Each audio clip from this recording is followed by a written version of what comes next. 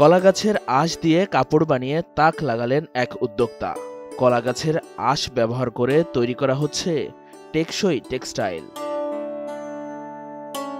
তাইওয়ানের চ্যাংহুয়া অঞ্চলে কলার আঁশ থেকে এমন টেক্সটাইল তৈরি করেছেন নেলসন ইয়াং নামের এক ব্যক্তি, যা ভবিষ্যতে বৈশ্বিক স্নিকার ব্র্যান্ডগুলোতে সরবরাহ করা যেতে পারে বলে মনে করেন তিনি।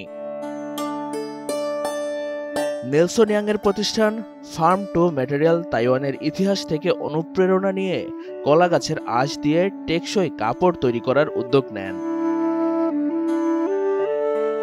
বর্তমানে তাইওয়ান বিশ্বব্যাপী আধুনিক সেমিকন্ডাক্টর উৎপাদনে শীর্ষে থাকলেও একসময় এই দ্বীপ ভূখণ্ডটি কলা উৎপাদনের জন্য ছিল পরিচিত।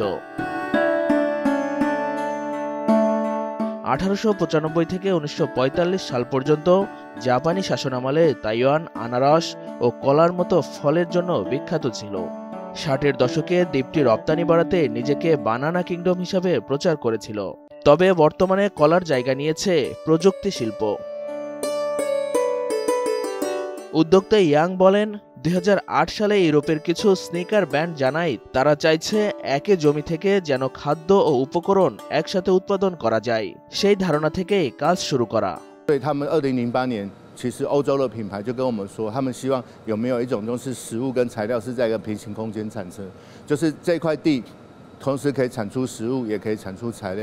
ইয়াং এর কোম্পানি কলা গাছের মাঝের অংশ, যা সাধারণত কলা কাটার পর মাঠেই ফেলে দেওয়া হয়, তা সংগ্রহ করে চেপে ও শুকিয়ে আঁশ তৈরি করছে।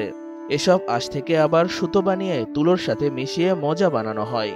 আবার তা থেকে তৈরি করা হয় ভেগান লেদারও। তবে এই কাজটি এখনও প্রাথমিক পর্যায়ে রয়েছে। এখনও কোনো পোশাক ব্র্যান্ড থেকে তাদের কাছে অর্ডার আসেনি। এই প্রকল্পটি শুধু পরিবেশ বান্ধব নয়, বরং কৃষি বর্জ্য পুনর্ব্যবহারের মাধ্যমে অর্থনৈতিক মূল্যও তৈরি করছে।